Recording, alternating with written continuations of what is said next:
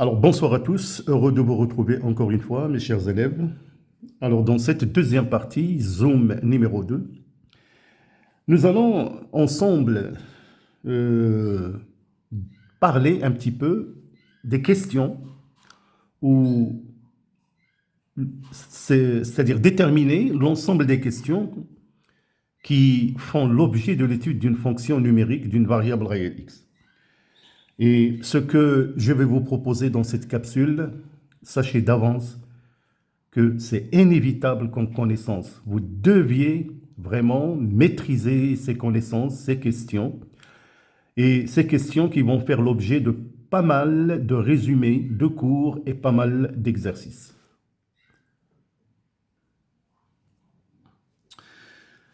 Alors voilà, comme je vous ai dit, concernant l'étude de fonctions, nécessite bien évidemment de traiter tout un ensemble de questions. Tout d'abord, pour étudier une fonction, vous êtes censé, bien évidemment, déterminer ce qu'on appelle le DF.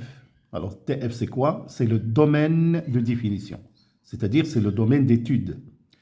C'est le domaine où on peut déterminer les images de x par la fonction f. C'est très important. Alors, dans cette question, je vais vous proposer, bien évidemment, différents types de fonctions, à savoir, par exemple, les fonctions polynômes, fonctions racine carrée, fonctions rationnelles. Et cette année, vous avez une nouvelle fonction que nous allons étudier, c'est la fonction racine énième. Et bien évidemment, il y aura d'autres questions où nous aurons la possibilité de faire l'étude de fonctions composées.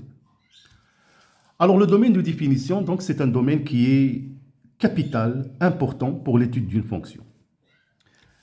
La deuxième question, on vous demande directement de déterminer les limites aux bornes de df. Donc, tout dépend bien évidemment de votre domaine de définition. Et le calcul de ces limites, je vais vous le montrer bien évidemment par la suite, vous donnera la possibilité de déterminer le comportement de cette fonction, surtout de sa représentation graphique CF, au voisinage de quelques points. Et là, nous allons déterminer soit des asymptotes verticales ou bien horizontales, ou bien la possibilité que cette fonction a des branches infinies quand x tend vers plus ou bien moins l'infini. Donc tout ça, on va étudier beaucoup plus en détail. Donc c'est ce qu'on appelle les interprétations géométriques des limites aux bornes de df. Alors par la suite, on a la question 3. Ce n'est pas toujours demandé dans l'étude des fonctions, mais certaines fonctions peuvent être paires ou impaires. On parle de la parité, faites très attention. Quand on parle de la parité, cela veut dire est-ce que la fonction est paire ou bien impaire. Alors bien évidemment, je vous montrerai comment répondre à cette question que vous avez déjà vue certainement et quelle est l'interprétation ou bien quel est le rôle et l'intérêt d'étudier cette parité pour l'étude de cette fonction. Alors pour la question numéro 4, c'est une question qui est très intéressante. On parle de la continuité, de la dérivabilité en un point ou bien sur un intervalle. Donc c'est une question qui est très intéressante, qui va nous permettre déjà, avant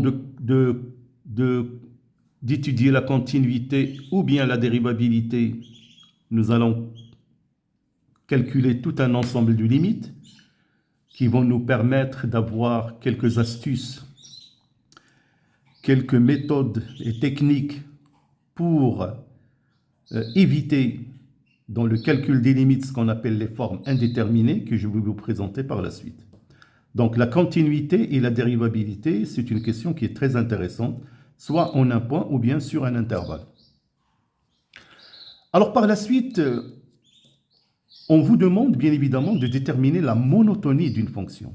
Alors c'est quoi la monotonie? C'est-à-dire, est-ce que la fonction elle est strictement croissante ou bien est-ce qu'elle est strictement décroissante?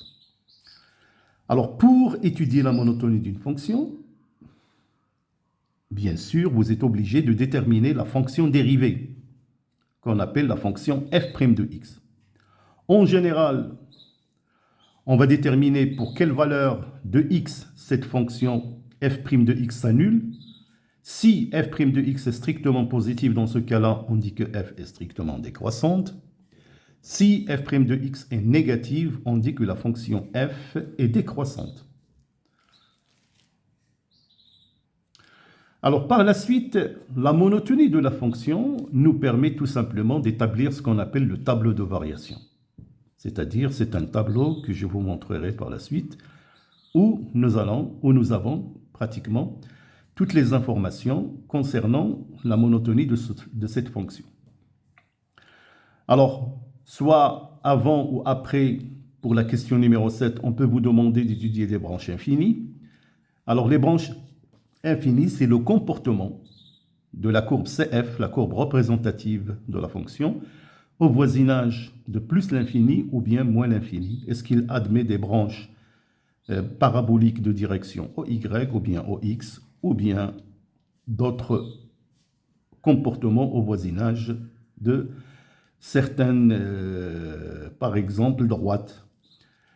Est-ce qu'il y a une asymptote oblique ou bien une asymptote suivant la première médiatrice, la droite d'équation y égale à x. Alors, pour la question numéro 7, je vais lui consacrer vraiment beaucoup de temps parce que c'est elle qui détermine pour le candidat vraiment une grande chance de maîtriser l'étude d'une fonction.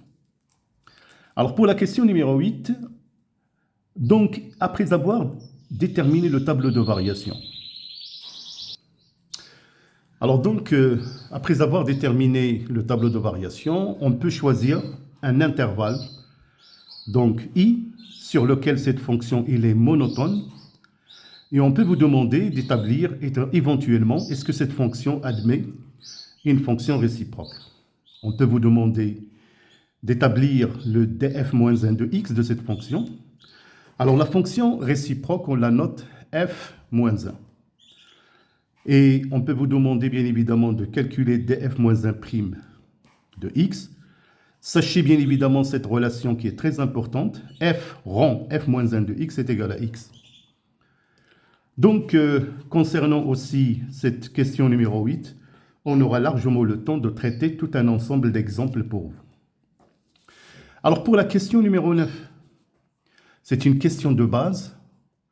Alors, pour l'étude d'une fonction, on peut vous demander éventuellement, est-ce que CF a des points d'intersection avec les axes? Vous savez que une fonction est représentée dans un repère orthonormé d'axe OX qui est l'axe des abscisses et OY qui est l'axe des ordonnées. Alors, éventuellement, on peut vous demander les points d'intersection de CF avec l'axe OX. Alors, bien évidemment, graphiquement, on peut les déterminer. Il suffit de voir les points où la CF passe par ces points-là. Ce sont les points d'intersection.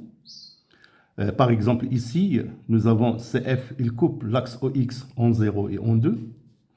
Alors, si on ne vous donne pas une représentation, comment on peut éventuellement établir cette intersection? Il suffit tout simplement de résoudre l'équation f de x égale à 0. C'est très important.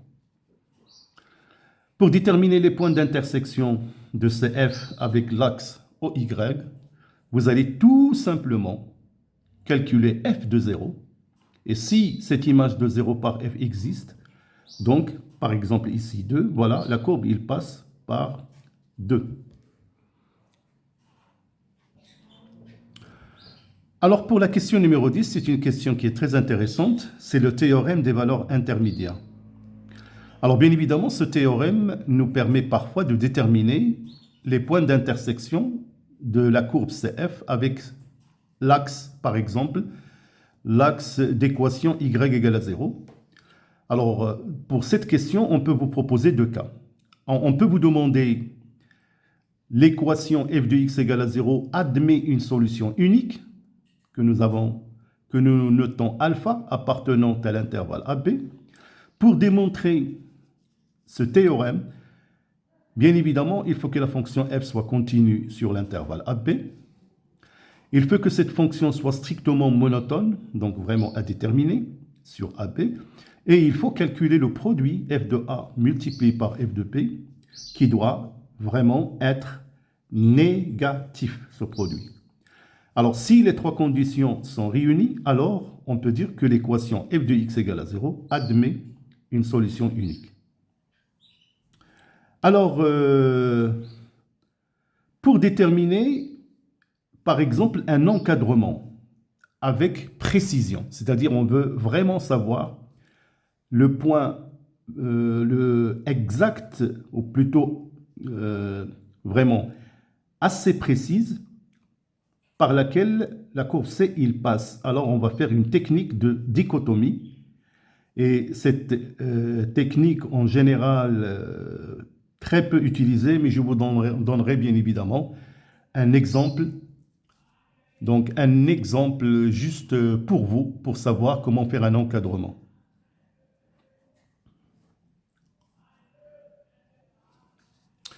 Alors parfois, c'est-à-dire comme deuxième cas, on peut vous demander, est-ce que l'équation f de x égale à 0 admet au moins une solution sur AB? Donc là, au moins. Alors dans ce cas-là, on va utiliser seulement deux conditions. On va éventuellement définir que la fonction f est continue sur l'intervalle AB, et il suffit seulement que le produit de f de A, f de B est inférieur strictement à 0 pour que cette fonction admet au moins une solution. Alors, pour la question numéro 11, c'est une question qui est aussi très importante pour l'étude des fonctions. Alors, on peut vous demander, bien évidemment, de déterminer des tangentes à CF. Donc, par exemple, ici, vous avez une tangente qui est horizontale, donc au point A d'abscisse x0, f de x0. Alors, dans ce cas-là, si f' de x0 est égal à 0, automatiquement, vous pouvez dire comme interprétation que CF admet une tangente horizontale. Donc, c'est vraiment à retenir. Aussi, nous allons voir par la suite quelles sont les interprétations géométriques du calcul de la dérivabilité en un point, c'est-à-dire on va calculer limite quand x tend vers x0 de f de x moins f de x0 sur x moins x0. Alors soit une limite qui est finie ou bien infinie. Donc, et nous allons étudier les différents cas d'interprétation de ce résultat. Alors pour la question numéro 12 qui concerne la concavité de CF, pour déterminer les points d'inflexion. Alors là, je vous donne juste un exemple. Donc voilà CF. Et il change de concavité au point A d'abscisse x0. Donc là, il est convexe et là, il est concave. Alors en général, comment on peut vraiment, par analyse, déterminer que A est un point d'inflexion? Alors bien évidemment, il faut déterminer pour la détermination du point d'inflexion. Alors tout d'abord, on calcule f' de x, la dérivée première, puis la dérivée seconde, et on va savoir pour quelle valeur f seconde de x s'annule, et on va établir un tableau de signes de f seconde de x. Là, je vous ai donné juste un exemple.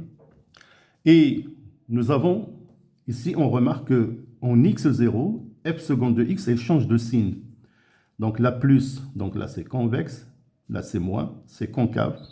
Donc, le point A d'abscisse x0, f de x0 est un point d'inflexion.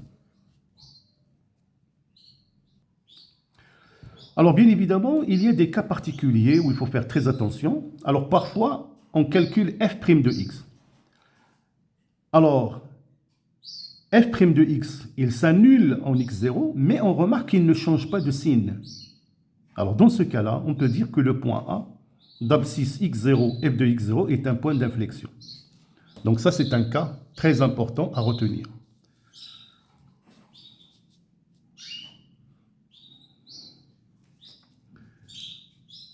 Alors là, par exemple, nous avons une représentation graphique et on remarque que vers plus l'infini, que la courbe CF est pratiquement tangente à la droite d'équation y égale à x plus b. Alors, ici, on dit que la droite delta est une asymptote oblique à CF au voisinage de plus l'infini. Alors, comment on peut démontrer mathématiquement, bien sûr, ce résultat? Alors, dans ce cas-là, voilà ce qu'on va faire. On dit que la droite delta est une asymptote oblique CF au voisinage de plus l'infini. Alors, nous sommes, bien évidemment, censés calculer la limite, quand x tend vers plus l'infini, de f de x moins ax. Et le résultat, il faut que cette limite doit être égale à 0. Alors, si cette limite est égale à 0, on peut bien évidemment dire que la droite delta est une asymptote à CF au voisinage de plus l'infini.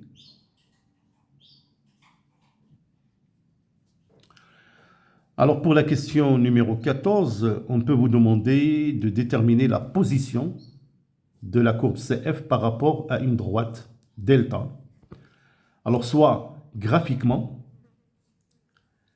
Alors, graphiquement, on peut par exemple dire que sur l'intervalle moins l'infini A union B plus l'infini, que CF il est au-dessus de delta, ou bien sur l'intervalle AB, il est en dessous de delta.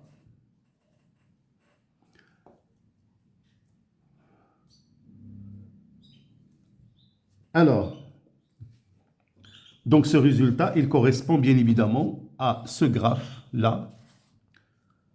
Donc, remarquons ici sur cette représentation graphique, de moins l'infini jusqu'à A,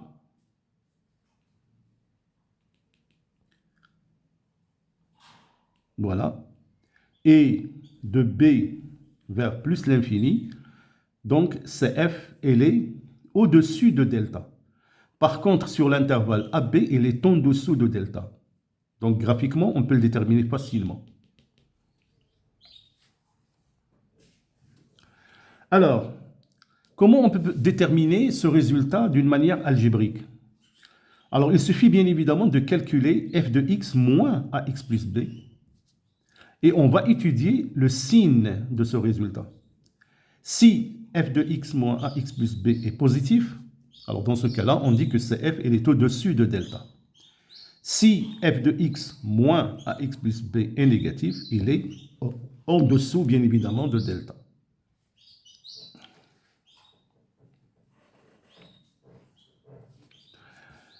Alors pour la question numéro 15 aussi, c'est une question intéressante. On peut vous demander le signe de f de x graphiquement. Alors graphiquement, bien sûr, c'est une question qui revient le plus souvent en épreuve de terminale. Donc c'est très facile. Par exemple, ici vous avez de moins l'infini jusqu'au point 2 d'abscisse 2. On remarque que CF elle est au-dessus de l'axe OX. Alors dans ce cas-là, on dit bien évidemment que f de x est positif. Par contre, sur l'intervalle 2 plus l'infini, CF elle est en dessous de l'axe OX. Donc, on dit que f de x est négatif. Donc faites très attention mes chers élèves, c'est très important comme question. Donc voilà. Bien sûr, on peut déterminer le signe de f de x en exploitant le tableau de variation. Là, je vous donne juste un exemple. Donc, d'après le tableau de variation, la fonction f admet un extrémum, d'où on a f de x est inférieur ou égal à f de a. Donc, cela veut dire que f de x est négatif. Très important.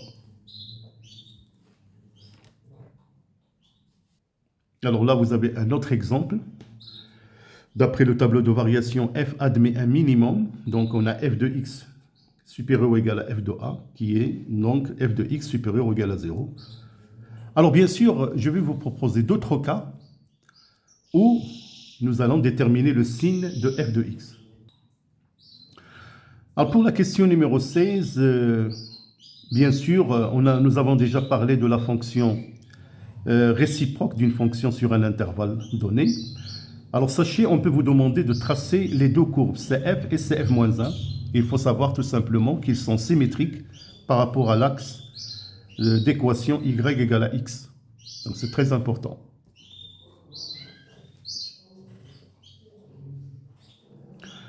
Alors, bien sûr, mes chers élèves, il y aura bien sûr d'autres questions qui vont faire l'objet de questions pour l'étude des fonctions, mais là, je vous propose vraiment les questions de base que vous êtes vraiment censés maîtriser et s'exercer sur des problèmes d'études qui vous permettront bien sûr d'avoir plus de possibilités de gagner le maximum de points lors de l'étude d'une fonction. Alors, pour terminer cette capsule concernant les questions de base, on peut vous demander éventuellement, pour la question 17, de déterminer un centre de symétrie oméga de coordonnées AB. Alors, s'il existe, bien évidemment, vous êtes censé vérifier les deux conditions, 2a moins x appartient à df, et calculer f de 2a moins x égale 2b moins f de x. Éventuellement, on peut vous demander éventuellement de déterminer un axe de symétrie, la droite d'équation x égale à a, qui vérifie les deux conditions, 2a moins x appartient à df, et de 2a moins x égale f de x. Alors bien sûr, comme je vous ai dit mes chers élèves, on va traiter d'autres questions, et nous allons bien évidemment, je vais vous proposer des problèmes d'étude de fonctions dans le but de maîtriser vos connaissances. Alors encore une fois mes chers élèves, je vous invite à rejoindre votre chaîne Modulation Channel. J'attends bien évidemment vos commentaires et vos suggestions. Donc pour la troisième capsule, nous allons commencer bien évidemment l'étude de l'étude de fonctions avec bien évidemment quelques exemples d'applications. D'ici là, portez-vous bien et à bientôt.